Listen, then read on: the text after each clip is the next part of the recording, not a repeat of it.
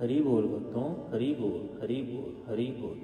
श्रीमद् भागवत महापुराण प्रथम स्कंद 12वां अध्याय परीक्षित का जन्म। ओम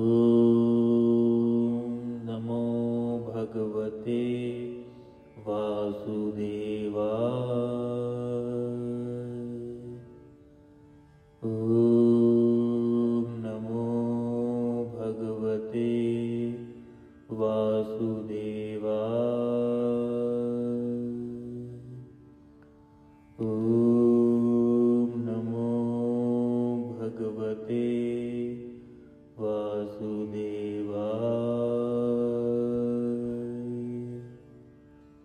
श्रीमद्भागवत महापुराण 12वां अध्याय प्रथम स्कंद परीक्षित का जन्म।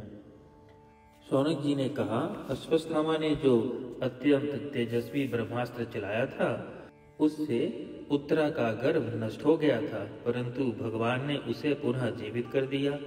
उस गर्भ से पैदा हुए महाज्ञानी महात्मा परीक्षित के जिन सुखदेव जी ने ज्ञानोपदेश दिया था, जन्म, कर्म, मृत्यु और उसके बाद की जो गति उन्हें प्राप्त हुई, वह यदि आप ठीक से समझें तो कहें, हम लोग बड़ी श्रद्धा के साथ सुनना चाहते हैं।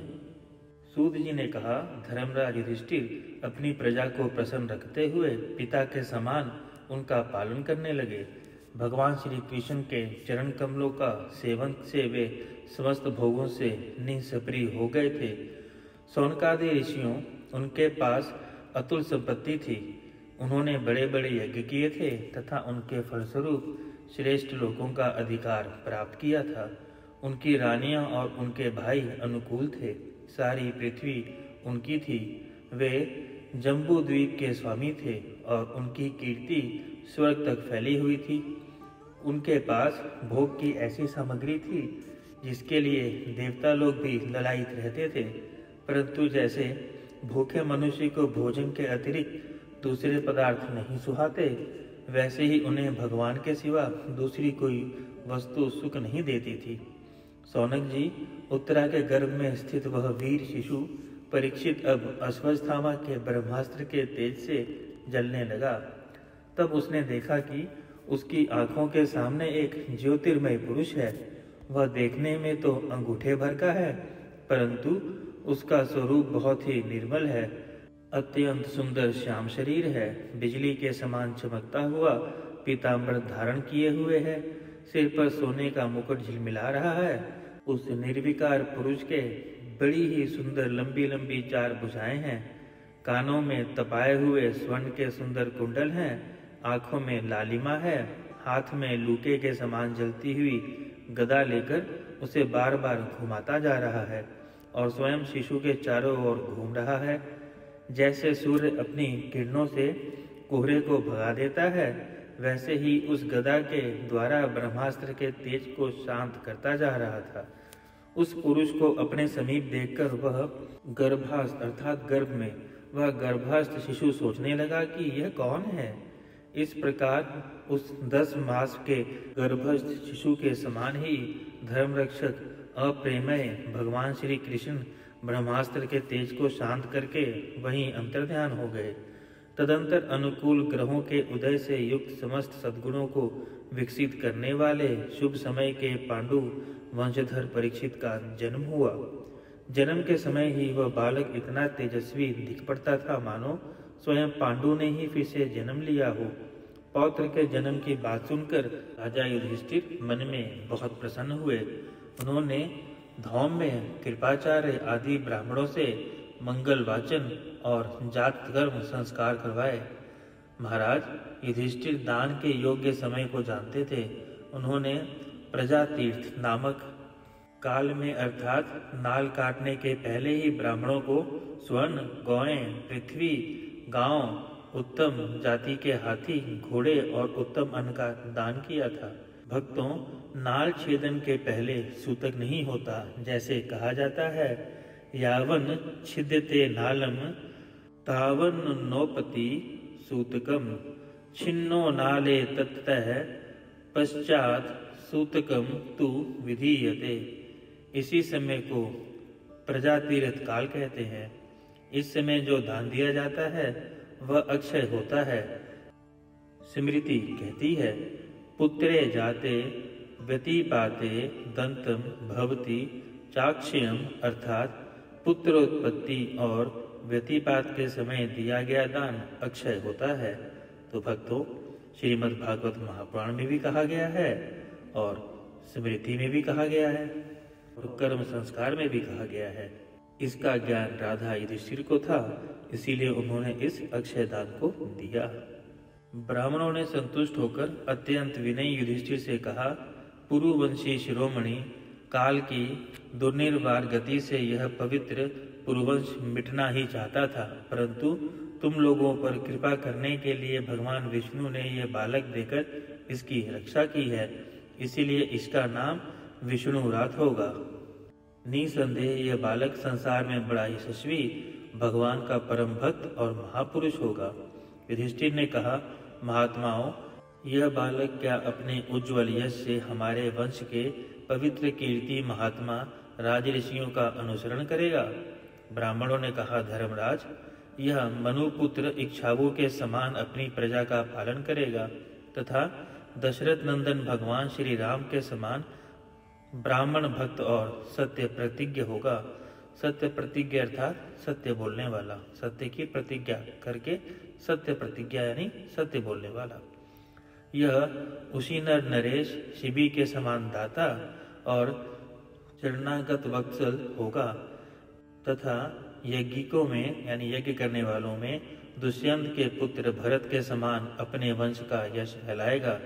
धनुर्धरों में यह सहस्त्रबाहु अर्जुन अपने दादा पार्थ के समान अग्रगण्य होगा। यह अग्नि के समान दुधुर्ष और समुद्र के समान दुस्तर होगा। यह सिंह के समान पराक्रमी, हिमाचल की तरह आश्रय लेने योग्य, पृथ्वी के सदृश तितिक्षु और माता पिता के समान सहनशील होगा। इसमें पितामह ब्राह्मण के समान समता रहेगी। भगवान शंकर की तरह यह कृपालु होगा और संपूर्ण प्राणियों को आश्रय देने में यह लक्ष्मीपति भगवान विष्णु के समान होगा। यह समस्त सद्गुणों की महिमा धारण करने में श्री कृष्ण का अनुयायी होगा। रंती देव के समान उदार होगा और ययाति के समान धार्मिक होगा। धैर्य में बलि के समान और भगवान कृष्ण के प्रति दृढ़ निष्ठा में यह प्रहलाद के समान होगा। यह बहुत से अश्वमेध यज्ञों का करने वाला और वृद्धों का सेवक होगा। इसके पुत्र राजऋषि होंगे। मर्यादा का उल्लंघन करने वालों को यह दंड देगा। यह पृथ्वी माता और धर्म की रक्षा के लिए कलयुग का भी दमन करेगा। ब्राह्मण कुमार के श्राप से तक्षक के द्वारा अपनी मृत्यु सुनकर यह सबकी आसक्ति छोड़ देगा और भगवान के चरणों की शरण लेगा। राजन, व्यास नंदन सुखदेव जी से यह आत्मा के यथार्थ स्वरूप ज्ञान प्राप्त करेगा और अंत में गंगा तट पर अपने शरीर को त्याग कर निश्चय ही अभय पद प्राप्त करेगा। ज्योतिष शास्त्र के विशेषज्ञ ब्राह्मण राजा युधिष्ठिर को इस प्रकार बालक के जन्म लगन का फल बताकर और भेंटे पूजा लेकर अपने अपने घर चले गए। वहीं यह बालक संसार में परीक्षित के नाम से प्रसिद्ध हुआ, क्योंकि वह समर्थ बालक गर्भ में जिस पुरुष का दर्शन पा चुका था उसका स्मरण करता हुआ लोगों में उसकी परीक्षा करता रहता था। देखें कि इनमें से वह कौन है, अर्थात उनको ढूंढता रहता था। जैसे शुक्ल पक्ष में दिन प्रतिदिन चंद्रमा अपनी कलाओं से पूर्ण होता हुआ बढ़ता है, वैसे ही राजकुमार भी अपने गुरुजनों के लालन पालन से क्रमशः अनुदित बढ़ता हुआ शीघ्र ही सयाना हो गया। इसी समय स्वजनों के वध का प्रायश्चित करने के लिए राजा युधिष्ठिर ने अश्वमेध यज्ञ के द्वारा भगवान की आराधना करने का विचार किया, परंतु प्रजा से वसूले हुए कर और दंड यानी जुर्माने की रकम के अतिरिक्त और धन न होने के कारण वे बड़ी चिंता में पड़ गए। उनका अभिप्राय समझकर भगवान श्री कृष्ण से प्रेरणा पाकर उनके भाई उत्तर दिशा में राजा मरुत और ब्राह्मणों द्वारा छोड़ा हुआ बहुत सा धन ले आए। भक्तों, पूर्व काल में महाराज मरुत ने ऐसा यज्ञ किया था जिसमें सभी पात्र स्वर्ण के थे। यज्ञ समाप्त हो जाने पर वे पात्र उत्तर दिशा में फिकवा दिए। उन्होंने ब्राह्मण को भी इतना धन दिया कि वे उसे ले जा न सके। वे भी उसे उत्तर दिशा में ही छोड़कर चले आए। परित्यक्त धन पर राजा का अधिकार होता है, इसीलिए उस धन को मंगवाकर भगवान ने युधिष्ठिर का यज्ञ करवाया। उससे यज्ञ की सामग्री एकत्रित करके धर्मवीर महाराज युधिष्ठिर ने 3 अश्वमेध यज्ञों द्वारा भगवान की पूजा की। युधिष्ठिर के निमंत्रण से पधारे हुए भगवान ब्राह्मणों द्वारा उनका यज्ञ संपन्न कराकर अपने सुहृद पांडवों की प्रसन्नता के लिए कई महीनों तक वहीं रहे। शौनक जी, इसके बाद भाइयों सहित राजा युधिष्ठिर और द्रौपदी से अनुमति लेकर अर्जुन के साथ यदुवंशियों से घिरे हुए भगवान श्री कृष्ण ने द्वारिका के लिए प्रस्थान किया। प्रथम स्कंद 12वां अध्याय संपूर्ण। श्रीमन्नारायण नारायण नारायण, भजमन नारायण नारायण नारायण, श्रीमन्नारायण नारायण नारायण, भजमन नारायण नारायण नारायण, श्रीमन्नारायण नारायण नारायण, भजमन नारायण